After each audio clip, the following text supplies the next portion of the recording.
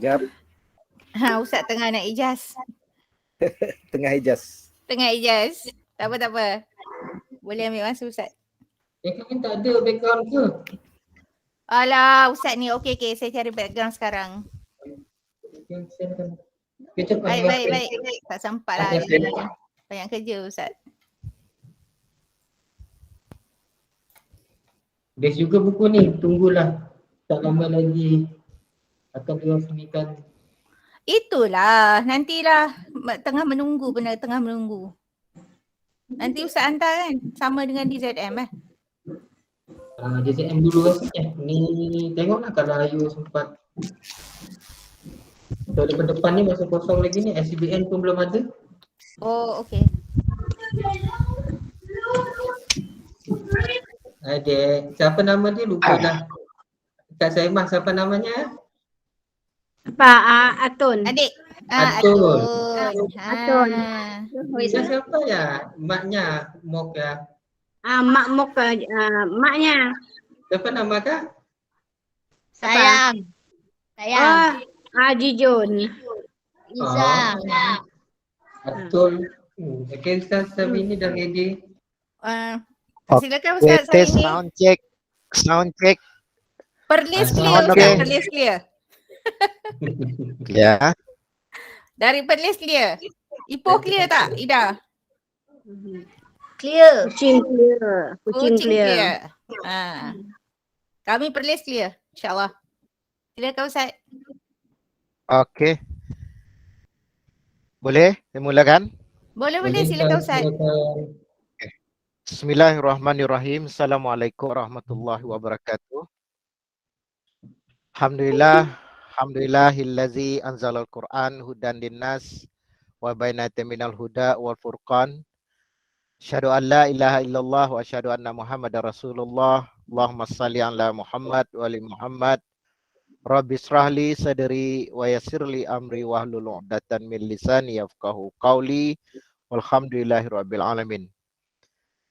Terima kasih Fadil Ustadz Nuruddin, para asatizah yang lain, para pengurus, penganjur, hadirin tetamu Allah yang dirahmati sekalian. Alhamdulillah di kesempatan yang ada ini kita bertemu dan saya mohon maaf sedikit keterlambatan karena ada masalah teknikal. Saya ini kalau ini online ini biasa ditemani oleh anak. Sebab ada yang masih belum tahu kena dikenali oleh anak. Jadi tajuk nak dibawa untuk kita bersama pada petang ini itu anjakan paradigma. Itu bagaimana kita nak berinteraksi dengan Al-Quran itu sendiri. Menyambung mungkin sedikit menghalusi pertemuan yang pertama hari itu. Sebelum itu saya ucap terima kasih kepada Ananda, Fadil, Ustaz Nuruddin dan yang lainnya atas jemputan. Seterusnya nanti kalau tercampur bahasa Sarawak itu mungkin kerana tersasul. Kalau termasuk bahasa Indonesia kerana mungkin pernah di Jakarta. Sebab saya di Jakarta itu hampir 8 tahun. Berjiran dengan Roma Irama. Alhamdulillah, saya yakin datang kita bersama kita pada majlis ini, insya-Allah ada nilai manfaatnya. Dia akan menjadi lembaran catatan amal ibadah bila dipenuhi kita dengan niat ibadah kita kepada Allah Subhanahu Wa Taala. Apapun untuk kita bersama, sesuai dengan slide yang ada itu, kita masuk kepada tentang bagaimana kita itu berinteraksi dengan Quran atas tajuk anjakan paradigma.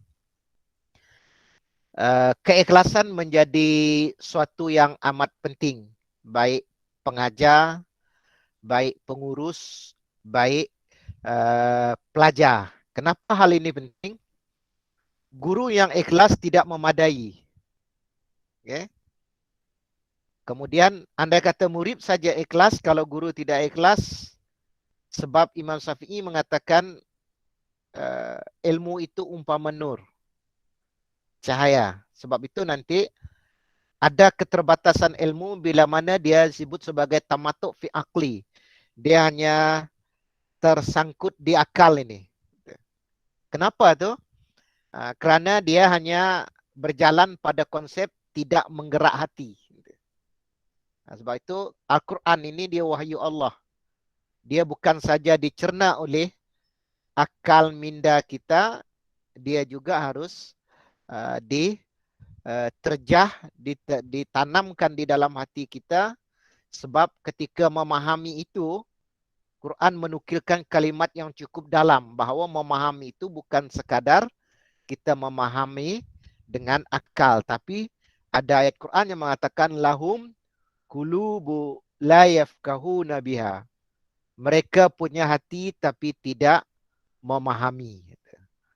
Dan ketika dikatakan hati memahami itu disebut sebagai hati nurani, nur basirah atau cahaya mata hati.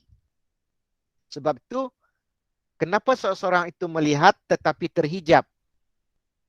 Melihat tapi terhijab. Tentu. Dia tengok tangan dia ini tapi tidak menemui kebesaran, kehebatan, keagungan pencipta. Dia tengok sebab hati terhijab. Sebab itu nilai keikhlasan, nilai kedekatan kita dengan Allah penting dalam kita itu memahami segala sesuatu. Sebab dari memahami itulah untuk dia menjadi doktrinasi dalam hidup. Artinya dia tertanam, tertancap dan terbina di dalam hati kita. Sebab itu perlu di awal-awal itu buka hati, buka minda, buka rasa.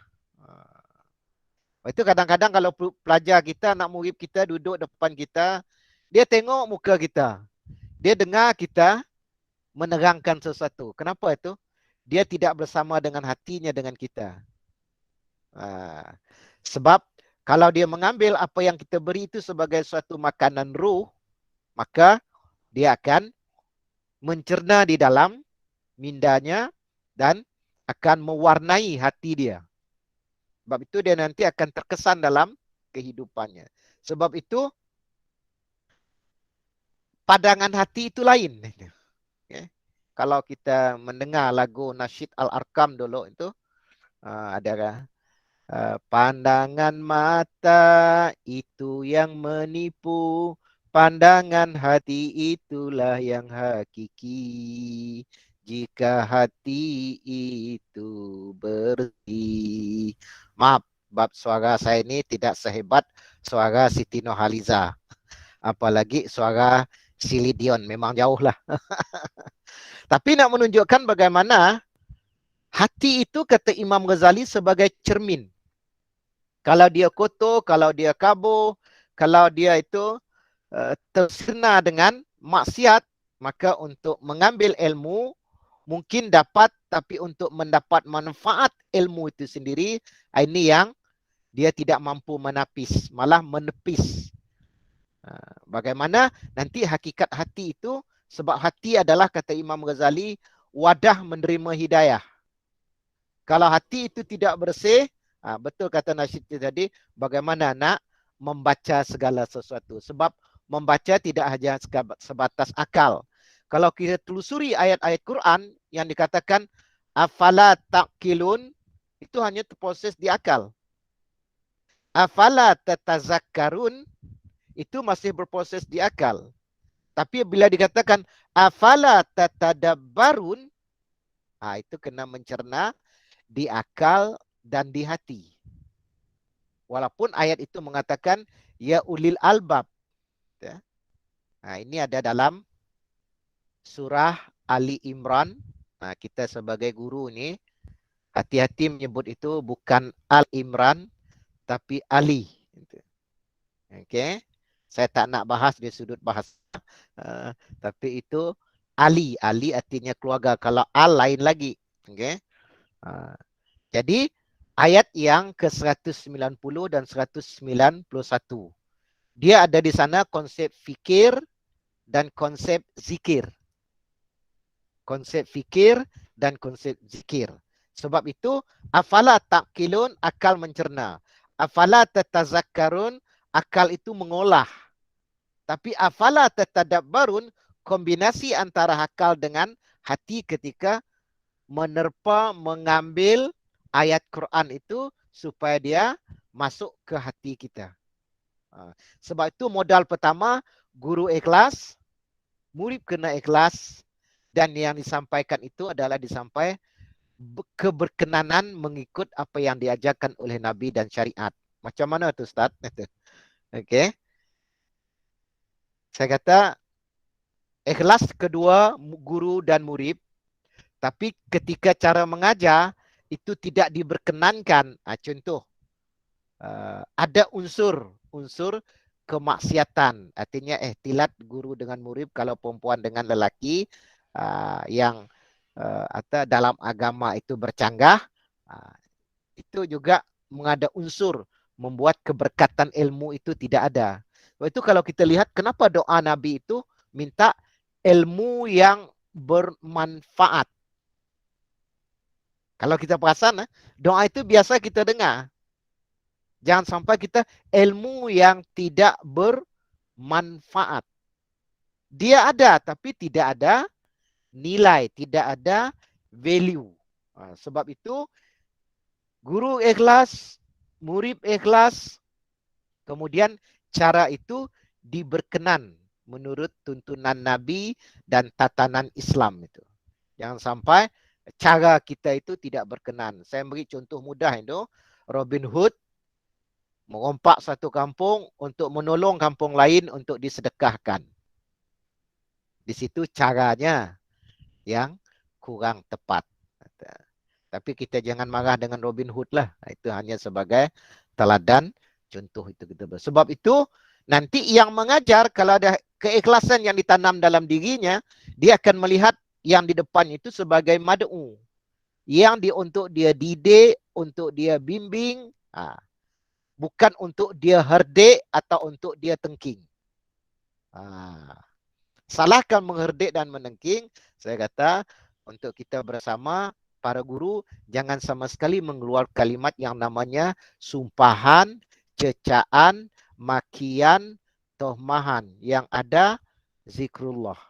Astaghfirullah. Masya Allah. Subhanallah. Innalil, itu belum matilah lagi anak.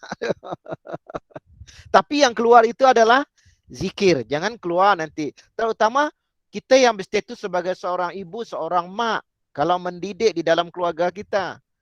Sebab kata bahasa orang Indonesia itu, ungkapan ibu itu manjur dan makbul. Artinya apa? Ucapan keramat. Sebab itu jangan keluar kalimat yang tidak. Biasanya di Semenanjung saya dengar ini anak bertuah. Okay. Biasa saya dengar ini anak bertuah ini. Kita tukar lagi, lebih bagus lagi dengan Masya Allah, mudah-mudahan Allah cerahkan hati, Allah cerahkan daya nur samawati wal ard. Kita memanggil nama Allah, menyuruh nama Allah yang memiliki cahaya langit dan bumi. Jangan kita sumpah, cecaan, makian. Ini dalam kita mendidik keluarga, sebab itu murid itu, guru itu awal-awal berangkat pada dirinya, ini bahasa Indonesia ya. Tanamkan nilai keikhlasan. Melihat sesuatu itu untuk dibimbing, untuk diarah, untuk dididik, untuk dituntun, untuk ditatan. Tuntunan, tatanan. Itu minta maaf lah, ini bahasa Indonesia saya. Sebab itu melihat anak murid bukan melihat dengan kebencian, bukan melihat dengan kemarahan. Ada kewajaran kita marah, tapi marah kita itulah marah mendidik. Kalau orang bercintakan namanya cubit-cubit sayang. Tapi kalau seorang murid dengan guru, itunya marah-marahnya marah sayang. Saya ambil satu cerita, mungkin saya pernah terdengar cerita saya ini. Suatu ketika saya tidak menghafal tasrif, nahu tasrif itu. 8 orang kami berdiri. Yang mengajar waktu itu kebetulan adalah Pak Kiai langsung. Umur dia dalam 60 lebih itulah. Bila kami 8 orang tak hafal daripada 30 lebih orang di kelas, dia hukum kami push up 15 kali. Yang menyebabkan saya tersentak itu bila dia ikut sama push up. dengan serban dia, dengan kadar umur dia itu, saya tengah push up itu meleleh air mata menangis. Kenapa? Baru saya tahu Pak Kiai saya bukan nak menyakiti saya. Okay? Dia nak mendidik saya supaya saya itu pandai, supaya itu sedar, supaya itu mengamati ilmu itu, mengambil ilmu itu penting. Baik itu dia ikut sama push up lah. Dia kata, saya tidak mau rasa anak-anak saya, anak-anak santri saya terasa terseksa biar saya ikut sama. Bagaimana perasaan kita sebagai seorang guru? Allahu Akbar. Waktu itu saya kata saya lebih rela ditempeleng daripada dia ikut sama dengan saya push up. Okay. Saya memang waktu itulah saya kata tamparan paling hebat dalam hidup saya kerana tak hafal nahu tasrif itu. Sebab itu marilah untuk kita bersama. Sebab itulah dalam membuka hati, membuka minda, terutama kita sebagai seorang guru, kita yang mengurus majlis Al-Quran dan kita juga sebagai penganjur, hal ini modal utama dan pertama untuk kita mensukseskan kelancaran Quran itu untuk kita sebagai suatu program yang kita harus gerak bersama. Istilahnya kalau saya bagi sebagai suatu tajuk itu bersama Quran, kepada Quran dan kembali kepada Quran. Ini kalau saya nak bagi bahasa sekarang anak-anak apa ya? Tagline itu. Bersama Quran, kepada Quran dan hidup bersama dengan Al-Quran. Okey. Jadi tahap yang harus kita dati itu hati dan minda kita dalam membaca itu sendiri, membaca dengan jiwa kita. Bila kita membaca dengan jiwa, membaca dengan hati, itu yang dikatakan pada peringkat tadabbur. Dalam Quran itu kata warattilil Quran tartila.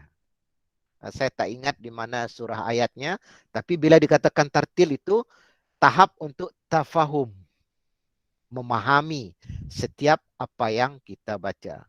Jadi bila kita membaca dengan memahami, paling tidak tahu terjemahan. Contoh saya bagi tahulah. Iqra. Bila kita Iqra baca habis ayat itu, katakanlah dalam 5 ayat, kita baca terjemahan.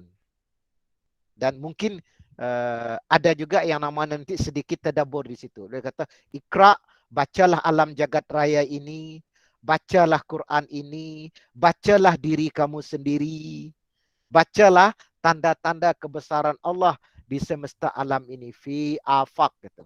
Maka dengan ini ketika kita baca Quran, kata bahawa membaca itu bukan satu saja. Baca diri, baca alam.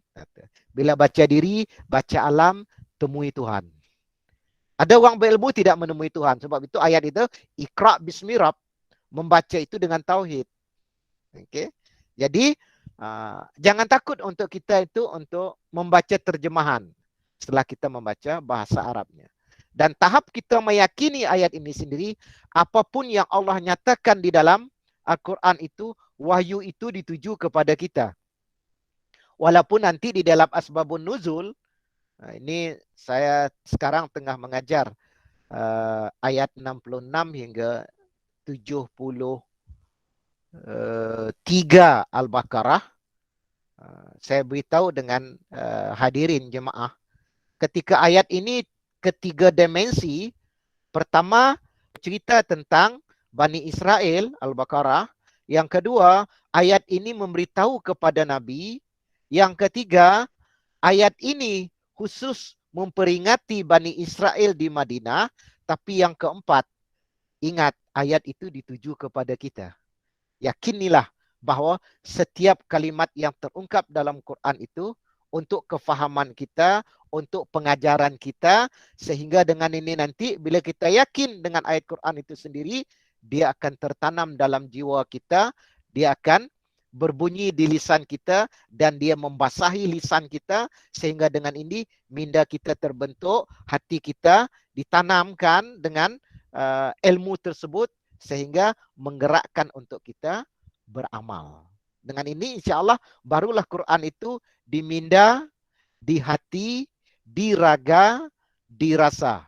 Saya ulang, di minda, okay, di raga, di hati, dirasa. Okay. Kalau dikatakan nanti di raga ini, kita menyebut itu di lisan kita. Bismillah, akal menerpa.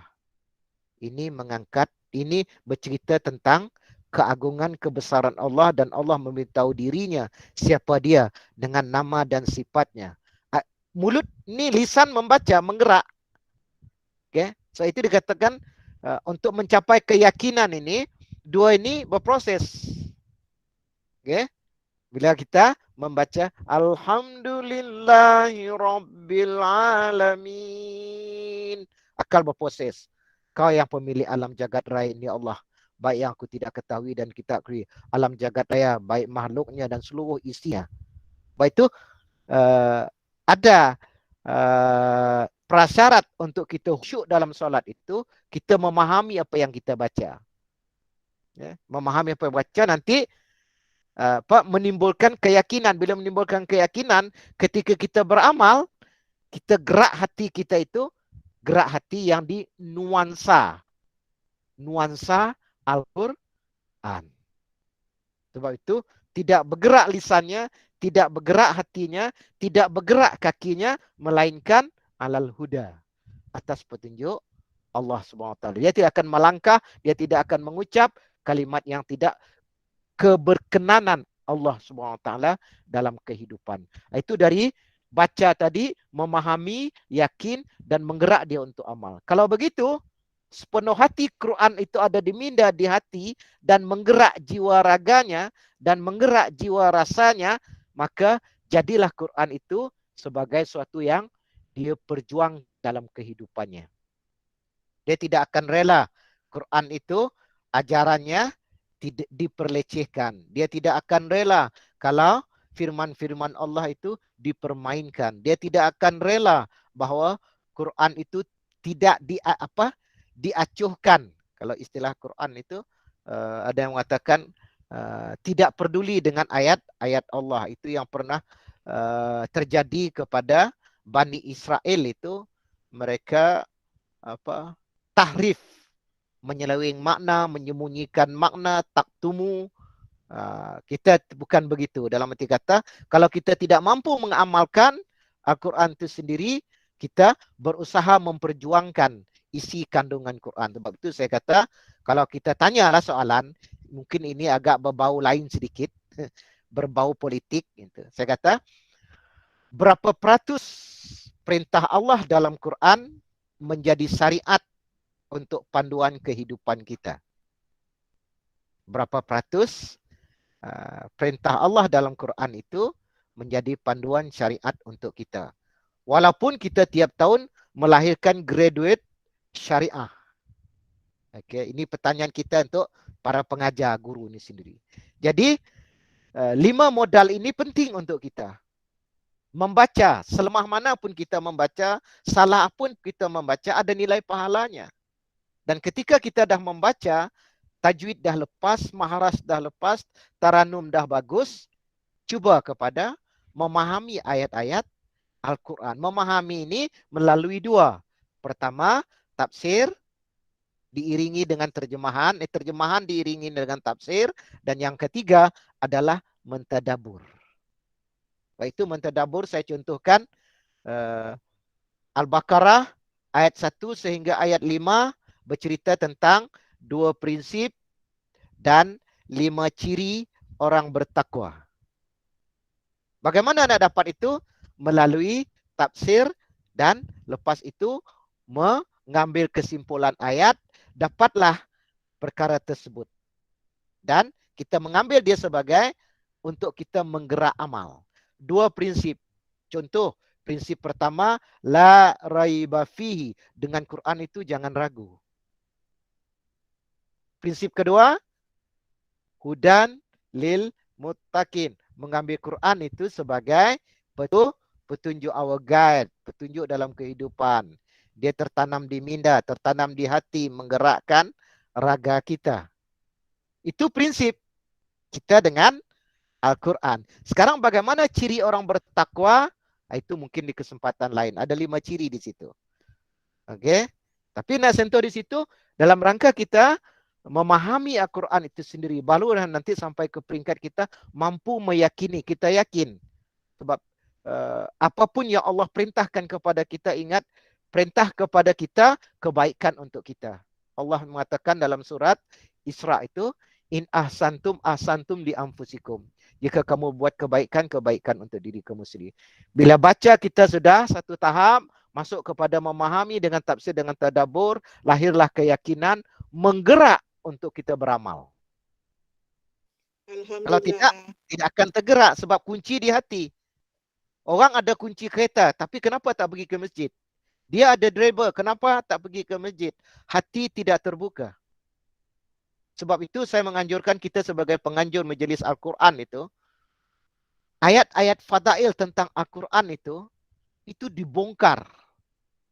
Fadilat membaca, fadilat orang yang hafal Quran, itu dibongkar supaya orang mendekati Quran itu.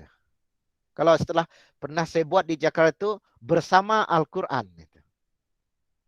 Bersama Al-Quran itu. Hidupku, matiku bersama dengan Al-Quran. Kita kan dengan bola itu apa? Tengok bola, tonton bola, mimpi bola. Kita nak itu juga Quran dalam kehidupan kita. Baru dia nanti mampu menggerakkan kita untuk beramal. Jadi kita penganjur-penganjur ini sebagai ini coba ungkapkan itu. Bahawa kalau ada tiada hari tanpa membaca, kita tiada hari melainkan bersama dengan Al-Quran. Sehingga saya pernah agak ekstrim. Kata buat kursus program tahfiz Quran dan program bimbingan tahfiz. Ada beza tu Bimbingan tahfiz tidak sama dengan tahfiz. Okey, kalau bimbingan tahfiz itu pengalaman saya di pendalaman, kalau saya mengajar surah An-Nas, orang rumah panjang tu tak boleh membaca dan tak boleh menulis. Bagaimana supaya dia hafal An-Nas? Maka di situ bimbingan hafalan. Itu ada tekniknya. Okey. Dah kita membimbing buat program yang bersifat skala kecil. Okey, kita menghafal separuh juz amma untuk cuti semester ini. Motivasikan siapa yang berkemampuan, kita siapa yang dapat hafal, kita bagi hadiah. Jangan yang mahal-mahal lah. iPhone 14 ke, iPhone 15 ke. Ini sebagai motivasi. Saya ingat bukan anak-anak aja, mak anak, bapa anak pun nak ikut. Ini cuti semester ni kita. Jadi kita guna bimbingan hafalan. Dia tidak merasa berat. Dia hanya menghafal waktu kita bersama dengan dia. Contoh dia kata, baca, dengar saya membaca. Yang kedua, ikut saya membaca. Yang ketiga, baca yang grup 1. Yang kedua, baca yang grup 2. Lepas itu saya pecah 4. Lepas itu saya pecah 6. Lepas itu saya pecah 2. Nanti terus ada yang diam tapi mendengar terus membaca. Habis program 1 jam lebih, mereka dah hafal surah An-Nas. Okey? Datang minggu depan, saya ulangkan lagi itu, saya tambah pelajaran lain. Kalau ayat itu banyak, kita pecah berapa? Kata ayat 30, kita pecah 5. Untuk minggu pertama, untuk satu surah. Satu surah itu. Jadi minggu pertama 5 ayat, minggu kedua 5 ayat. Ulang lagi yang jangan sampai dia lupa supaya dia tetap reward recall, mengingat kembali itu. Ada kaedah recall dalam tahfiz itu. Sebab kita nak tahfiz sebenar tak mungkin. Kenapa? Dalam kita nak memperingati itu, nak mengingat diri itu dengan kita dengan Al-Quran itu sendiri, dia mesti didokumen di lisan kita dan di minda kita. Dia menjadi wirid. Okay. Tadi saya makan di Sahabatkan di satu kucing. Bila saya baca ayat, dia boleh sambung. Itu tukang hidang air itu. Bila saya tanya, dia kata dia ada 6 hingga 7 juz. Okay. Budak Pakistan. Saya kata, Tabarakallazi, langsung dia sambung. Biadihil mulku wa huwa ala kulli syai'in qadir. Allazi khalaqal mauta wal haya. Dia tanya, nak bawa Sudais ke nak bawa Fawas, dia kata. Oh, saya kata hebat. Jadi Quran dah bersama dengan dia. Sebab itu pastikan anak-anak yang lagi rendah dan nak mencakau kepada menengah, mereka juz amma selesai. Mereka sejadah selesai. Mereka kahfi selesai. Ini terniat untuk kita. Jadi untuk kita bersama, sentiasalah kita itu bagaimana membagi motivasi supaya wahyu Allah itu menjadi suatu yang program kehidupan kita. Kalau dalam poin ini dikatakan sentiasa mengingati bahawa Al-Quran merupakan perintah Allah, dalam arti kata bila itu dah terpatri di lisan dia dan di hati dia, akan menjadi setiap wahyu yang datang itu perintah.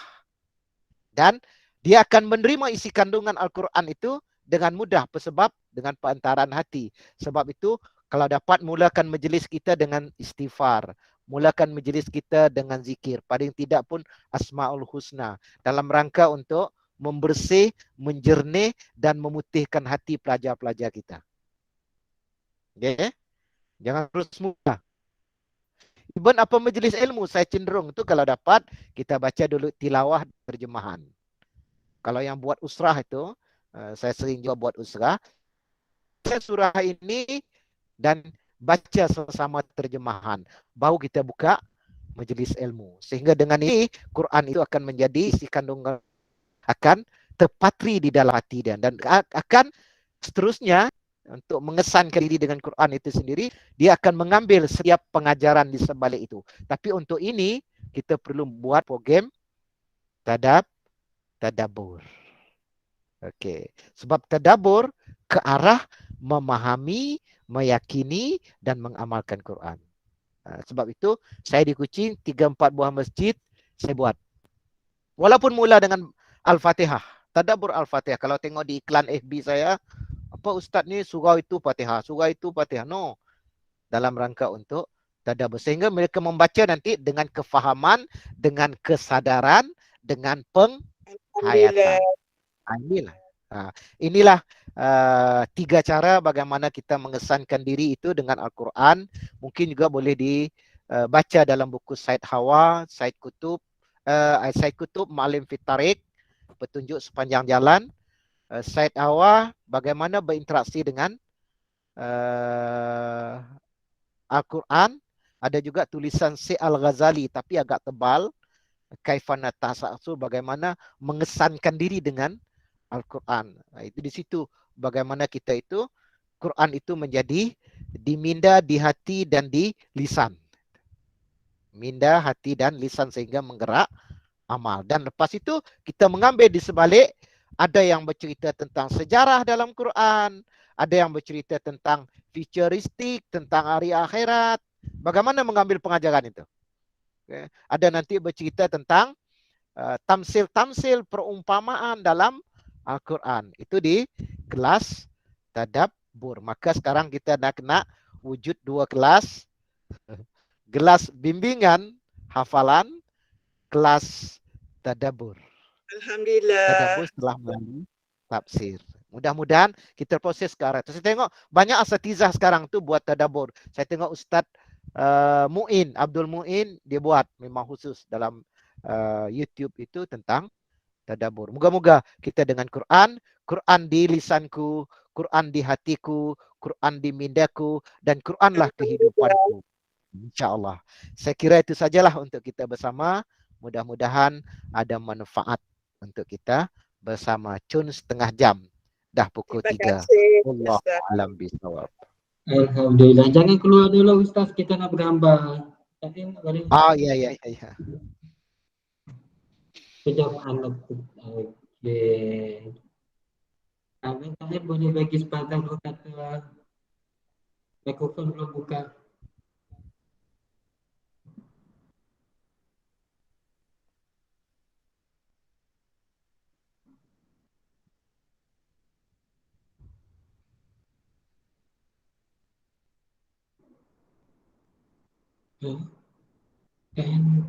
Mikrofon kan? Ya. Sorry. Boleh bagi sepatah 2 kata. Oh, ya. Terima kasih banyak-banyak Ustaz Sabini dapat berjumpa lagi untuk kali ni. Sebenarnya masih terfikir-fikir macam mana nak sambung kuliah hari ni dengan kuliah JBMQ yang lalu. Dia macam ada kesinambungan tu Ustaz.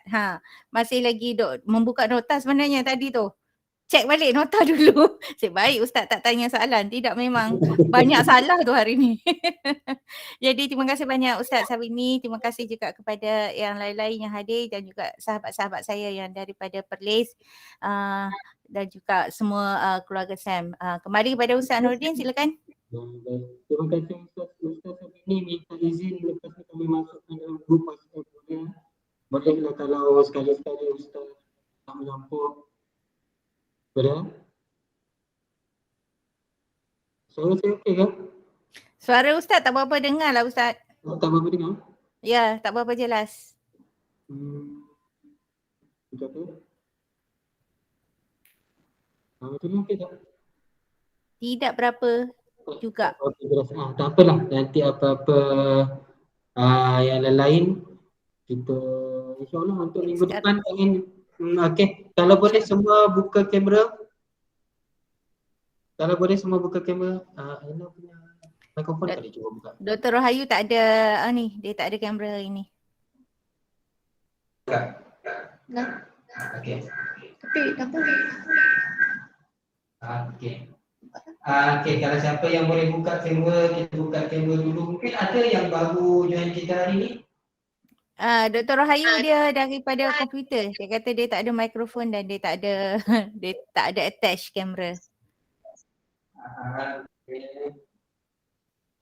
Baik, siapa cik yang Ayu Rashidah? Okey, kita tangkap gambar ya. 1, 2, itu nak. Okey. Tu Cik Ayu. Bagi 1. 3.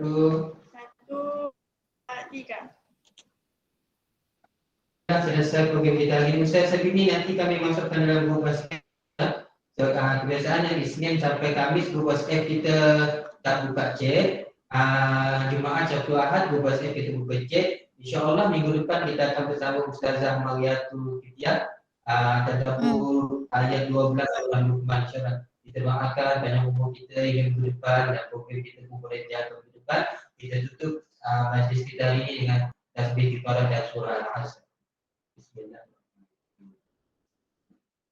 3:15.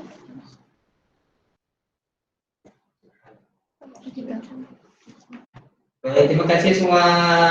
Terima kasih Ustaz Sabini, Kak Nen, Kak Saimah, siapa lagi yang ada, Farah, Kak Q, Kak Fauziah, Kak Saimah, Kak Atul, Cik Ayu.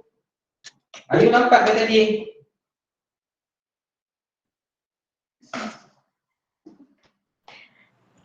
Terima kasih Ustaz. Terima kasih semua sekali. Nampak. Sampai. Terima kasih Ustaz. Terima kasih semua. Itu kan boleh sampai 2 minggu. Kak N macam ragen baju hari ni.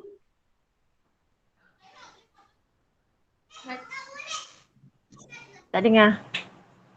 Tak ada mikrofon. Orang naik basikal hari ni Ustaz. Ada program naik basikal. Pusing. Pusing Wah, kawasan ni 12 bestnya. kilo. 12 kilo tiba-tiba rasa kurus. Itu kan tadi saya cakap dengan anak-anak. Nanti kita bawa. Oh. Bagus. Eloklah tu beli basikal. Kot nanti dia makin tegak macam KJ kan. Dah berusia ni kena jaga kesihatan. Ya, bila dah berusia kena lebih tegak macam KJ. Kan. Kalau pun tak dapat dark and tall dapat tegak jadilah. Ustaz, saya tak mengaku berusia sangat. Saya memang muda selalu. Betul. Setuju Cik Ayu. Ayu bukan yang Ustaz tunjuk lagi sekali. Ustaz tunjuk lagi sekali duda tadi Ustaz tunjuk tak dekat sangat lah.